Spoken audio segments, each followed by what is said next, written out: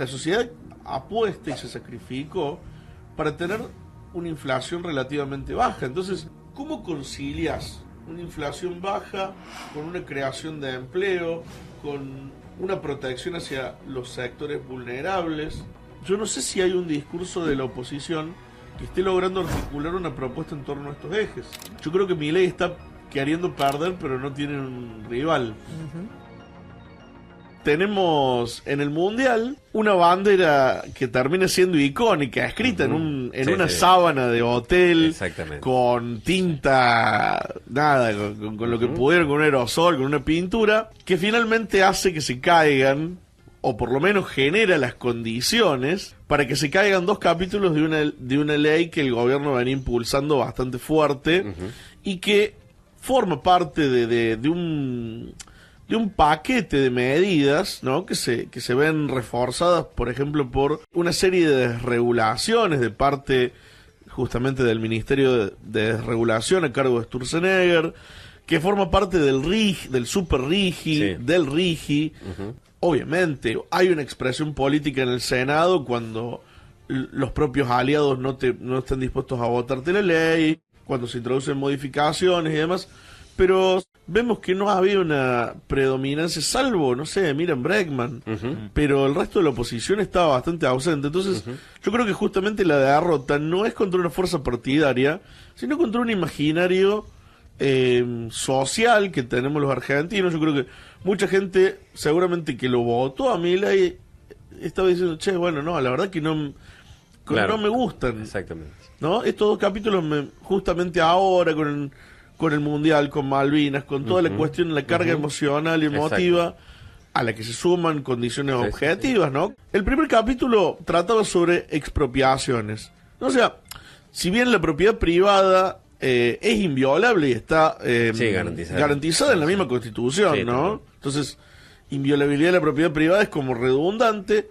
Es como ponerle un nombre, ¿no? A una ley que probablemente no estaríamos en desacuerdo, más en un sistema capitalista, ¿no? Pero dentro de la ley, en el contenido, bueno, empiezan a aparecer distintas cuestiones. Son lo que se llaman estas leyes ómnibus, que traen, de alguna manera, uno no sabe qué te va a tocar. Bueno, ¿qué pasa? Está bien, la propiedad privada es inviolable, pero cada derecho sancionado en la Constitución tiene que ser reglamentado por leyes. Una de las leyes, y que también está previsto el mecanismo de la Constitución, es la expropiación. La expropiación siempre tiene que tener alguna relación con la utilidad pública de los bienes, ¿no? Bueno, en este caso las modificaciones incluidas hacen más dificultoso el proceso de expropiación y de alguna manera le pagan un poco mejor al propietario de las tierras, o sea que le dan un marco legal más previsible y para alguien que va a ser sujeto de una expropiación. Para alguien que sea sujeto de una expropiación. Porque, no sé, se va a construir una carretera, una ruta, un puente. También puede ser una expropiación a una empresa por una cuestión de utilidad. Tal cual. De utilidad pública. Estamos de acuerdo. Con lo cual, bueno, se blinda un poco el derecho de propiedad. Ahí, bueno, podríamos decir que está acorde al título. Que si te atrasaste un poquito, o tuviste una enfermedad, o no pudiste salir a laburar, se te rompió la cadena de cobros y bueno, estás complicado. Esta modificación hace más fácil los desalojos. Uno lo puede entender desde el otro lado, desde una desarrolladora inmobiliaria, desde alguien que quiere construir. De alguna forma están asegurando que sus inmuebles o de una persona que usurparon una vivienda. Una persona que usurpó una vivienda, bueno, acá la va a tener bastante difícil y la policía, o sea, y un juez con una orden va a poder decretar un desalojo en, creo que son 72 horas, o sea, es bastante rápido, con lo cual, bueno, de nuevo sí es una protección a la propiedad privada, no deja de plantear un problema para los inquilinos. Y acá están los 2 puntos. Primero, el huevo de la serpiente, que es el capítulo 3 de la Ley de Tierras. Que, a ver, Argentina no es el único país del mundo que controla qué tierras, qué porcentaje de su territorio nacional puede estar en manos de extranjeros, ¿no? Hay un montón de países, se me ocurre el ejemplo de Brasil, se me ocurre el ejemplo de Canadá, se me ocurre el ejemplo de Nueva Zelanda. En Estados Unidos el Estado federal no tiene un límite, pero porque cada estado va por sí mismo. Con lo cual, hay varias, o sea, no es una idea nuestra. No. Acá en Argentina hay una ley de tierras de 2000, si no me equivoco, de 2010. Exacto. La que estaba vigente, o la que sigue estando vigente, que fijaba un límite del 15% del territorio, pero, y acá está un poco también cómo se tiene que leer, por departamento. ¿Por qué? Porque si vos me dijeras el 15% del territorio, capaz que es toda la provincia de Neuquén, claro, y chau, ¿viste? Pero es por departamento, por unidad administrativa. Ya hay algunos lugares donde ese número está superado. En algunas provincias y en algunos lugares. Y en algunos lugares inclusive de frontera. Exactamente. Bueno, ¿qué pasa? ¿Por qué pasa en esos lugares? Porque esas compras se hicieron previas a la sanción de la ley. Entonces, bueno, igual que lo del caso de Joe Louis, mentadísimo caso de un estanciero inglés que tiene, digamos, todos los terrenos rodeando un lago. Sí, y si vos querés ir a ese lago, bueno, buena suerte cruzando el patio de él, que de paso, aparentemente, ha habido intentos como de agrupaciones y demás de llegar hasta ahí, y se han encontrado, o sea, los han encontrado a rebencazos. Y eso, digamos, ¿por qué plantean problemas? Porque uno de los argumentos, o uno de los contraargumentos para decir, che, no hace falta poner límites, es la diferenciación entre propiedad y soberanía. Tal cual. ¿No? Está bárbaro, la soberanía, por más que uno venda la propiedad de la tierra, la soberanía sigue siendo del Estado, ya sea del Estado provincial o del Estado nacional. Yo voy a mencionar solamente, digamos, voy a poner 3 argumentos para responder a esto. Número 1, la compra de tierras por parte de extranjeros puede hacer que el precio de la tierra se eleve artificialmente y prive a ciudadanos nacionales de poder comprar territorios. Con lo cual, por ejemplo, economías familiares o pequeños emprendimientos. Pequeños emprendimientos se la vería mucho más difícil, o incluso tendrían incentivos para vender sus tierras, con lo cual volveríamos a alimentar este circuito. Otra causa es que, si bien uno habla de alguna manera que la soberanía sigue siendo del Estado, el problema es que el control sobre digamos, el Estado carece de capacidad de control en aspectos tan importantes como, por ejemplo, puede ser el uso del agua. Y quizás acá, en la Pampa Húmeda, no lo vemos, pero en zonas, digamos, en todo lo que es la diagonal árida, que es el 70% del país, hay problemas hay zonas de estrés hídrico. O sea, hay zonas donde tenemos que decidir el uso que se le quiere dar al agua, y entonces el control que puede ejercer el Estado es mucho más directo cuando los sujetos son sujetos de derecho argentino. Exactamente. Y yo voy a poner un ejemplo, voy a poner un motivo más por el cual regular la tenencia de la tierra en manos extranjeras tiene sentido desde el punto de vista del Estado, quizás desde el punto de vista de los individuos no, pero desde el Estado sí, que es asegurar la integridad territorial del país. Exacto. Mira, yo te voy a nombrar 4 casos en los cuales, a partir de la instalación de colonos, fíjate, Texas, cómo surge Texas, cómo Brasil en la guerra del Acre, y Brasil también le saca un pedazo de territorio a Uruguay, y Rusia le saca un pedazo de territorio a Ucrania, basándose en ¿qué? En que hay población de mayoría brasileña, estadounidense o rusa viviendo en un territorio. Y uno dice, pero si con Chile nos llevamos bien, si con los brasileños nos llevamos de 10, todos vamos de vacaciones, ¿cómo sabemos cuál va a ser la correlación de fuerzas de acá a 200 años? Vos me decís, bueno... Sabiendo que hemos tenido conflictos. Hemos tenido conflictos que se han resuelto hace muy poco en la historia de nuestro país. Con Chile, vos nombraste a Chile y en los continentales. Estamos hablando de fines de los 90, estamos hablando de 25 años atrás. Y en estas cuestiones nunca pasa nada hasta que pasa. Exacto. Uno puede decir, che, pero Rusia se llevaba bien con Ucrania hasta el Euromaidán.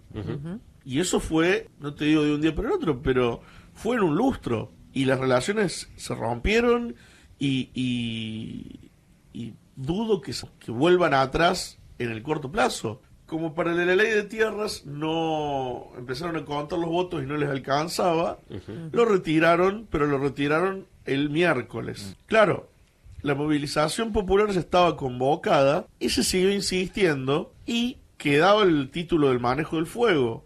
¿Qué pasa? La ley actual de manejo de fuego, que también es una ley reciente, limita el uso de terrenos incendiados por un periodo de tiempo bastante extenso, creo que son 60 años, si no me equivoco. Sí. Y bueno, acá la idea era facilitar un poco, porque ¿cuál era el espíritu de esta reforma? Decían, bueno, no queremos castigar al propietario de ese terreno. El problema es que los críticos de esta ley decían que se lo flexibilizaba demasiado, entonces estaba la tentación siempre presente de, uy, qué lástima que se me prende fuego el bosque, ahora voy a plantar soja. También, ¿no? Ahora no me queda otra que poner unas cabañas. Claro, exacto. O un hotel. Claro. Qué pobre gente. ¿No? Claro. 4 estrellas, 5, ¿no? En medio de las sierras de la provincia de Córdoba, ¿no? Entonces, bueno, nada, la presión popular continuó. Sí. La vimos ayer, pese que fue un día bastante frío y con lluvia y demás, se hizo muy difícil, pero la gente salió, se movilizó en varios puntos del país, la presión social existió, no sé si ya lo comentaron, pero inclusive hubo escenas de represión bastante fuertes que por ahí uno se había desacostumbrado a ver y uno espera no acostumbrarse. Entonces, bueno, finalmente ese capítulo lo sacaron. ¿Qué es lo que se discutió? Y ahí vamos a lo que quedaba de la ley es aprobada 37-33. Aprobarlo en términos generales. En términos generales. Después va a haber algunas modificaciones menores sobre estos dos capítulos y sus articulados. Pero en general se aprueba. Recuerden que sacaron los otros dos capítulos que estaban muy, muy flojos. ¿Quiénes votaron a favor? Bueno, ¿sorpresas? No. Bloque de la Libertad Avanza no es sorpresa. El bloque del UCR tampoco. Y el bloque del PRO tampoco. Pero ahora yo les voy a llamar la atención porque los senadores provinciales de Misiones, de Neuquén y de Chubut acompañaron esta ley. ¿Y qué es lo que les pongo al lado? Bueno, obviamente los oyentes no lo ven, pero las provincias que recibieron ATN, anticipos aportes del Tesoro Nacional, en 2026. Fíjate que pica en punta Misiones, Neuquén está cuarto, y bueno, Chubut está bastante más abajo, pero también ha recibió más que Buenos Aires. Buenos Aires no recibió nada. O sea, como para darse una idea. Por eso decían que con las negociaciones de esta ley, ¿no? Con respecto, digamos, también con los gobernadores, se estaban matando o se estaban usando todos los cartuchos, porque en realidad lo que a ellos les interesa que salga es la ley de reforma electoral. Claro. O sea que si ya tienen todos estos conflictos estos conflictos, o sea, todo este tipo de negociaciones, le está quedando muy poco resto para negociar con respecto a la ley de la reforma electoral. Sí. No hay fondos. Claro. Bueno, lo del fue utilizado para también con la ley base, siempre fue utilizado como herramienta del gobierno para negociar con los gobernadores, si ya termina esta autopista, este puente, lo que fuese, y tus senadores provinciales o tus diputados provinciales tienen que votar a favor, nacionales representando a la provincia, tienen que votar a favor de determinada ley que propone el gobierno. Es un método que vienen usando ya desde el principio, ¿no? En un contexto de ajuste, donde todas las provincias están tratando de rajuñar recursos de donde pueden, y como bien vos señalas, esto, bueno, es importante. Salió una encuesta de Atlas Intel, esta derrota del Ejecutivo no se da en el vacío.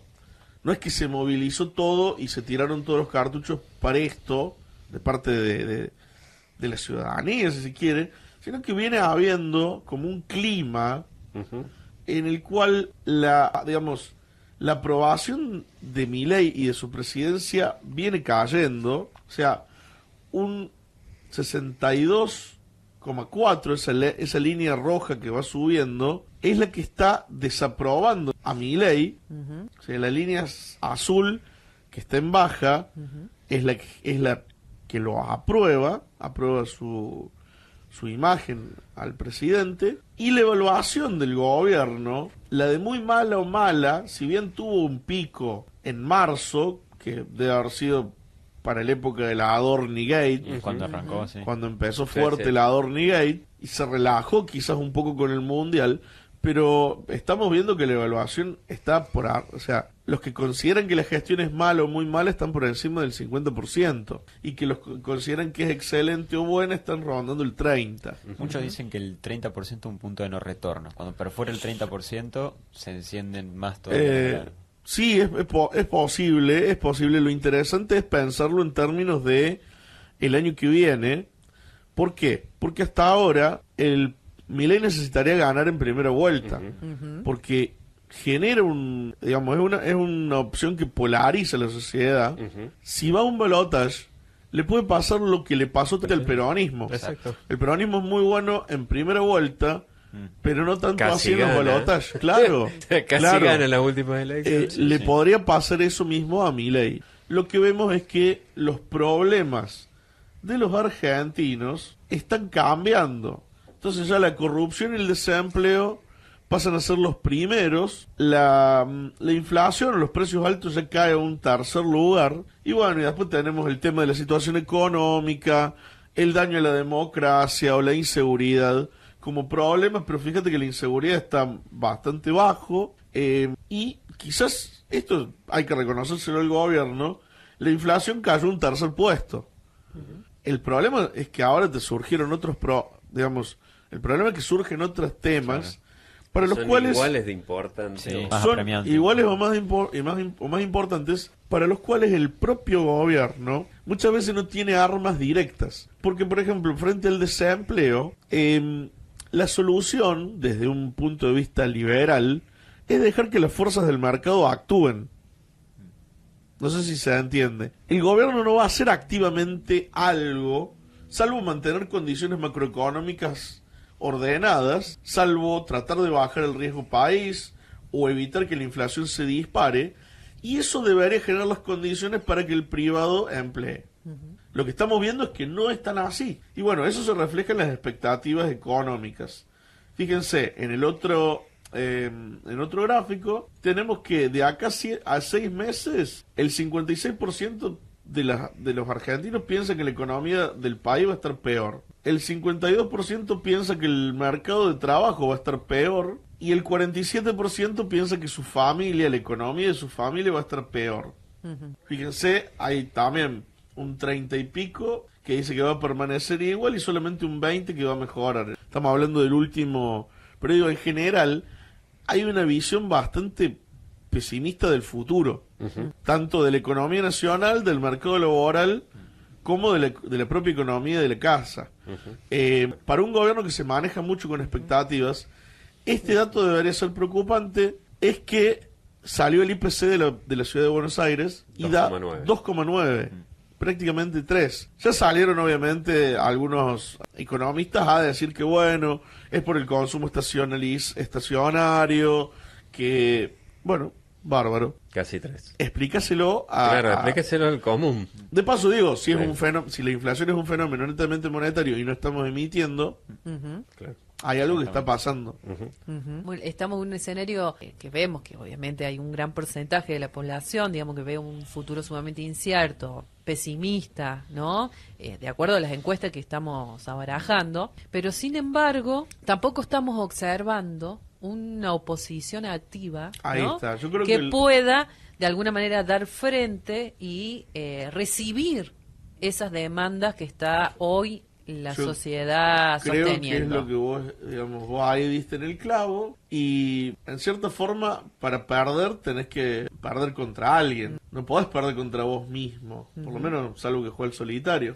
Aunque viendo todo el panorama, uno ve que menos mal que no hay nadie, porque si ellos mismos se digamos, sabotean en en cada presentación o en cada situación, ¿no? Bueno, pero digamos... Igual yo quiero que salga la oposición, aclaro, digo, esto fue una metáfora, ¿no? El tema de la oposición es que la oposición está como está empantanada en disputas internas y creo que tampoco tienen un discurso superador de posiciones previas.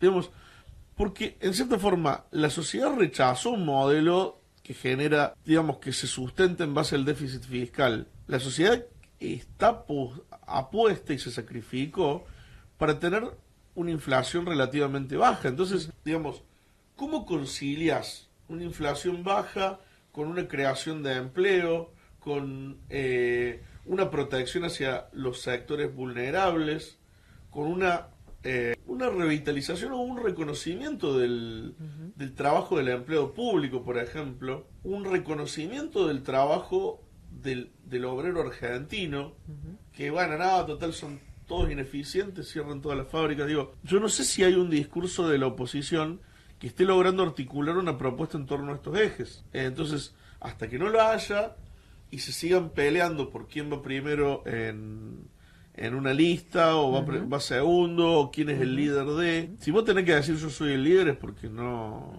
lo sos. Exactamente.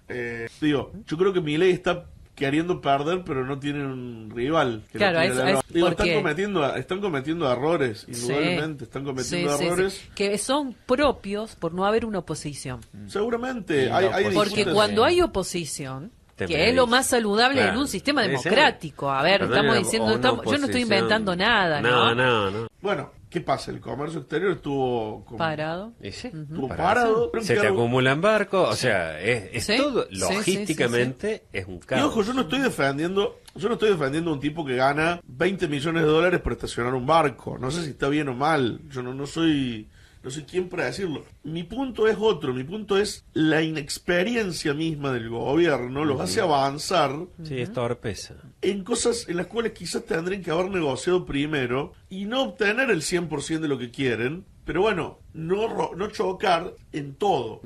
Yo creo que este gobierno tiene una forma confrontativa que le ha permitido algunas victorias, pero que en otros casos los ha llevado a derrotas que eran evitables. Tiros en el pie, uno tras otro. Sí.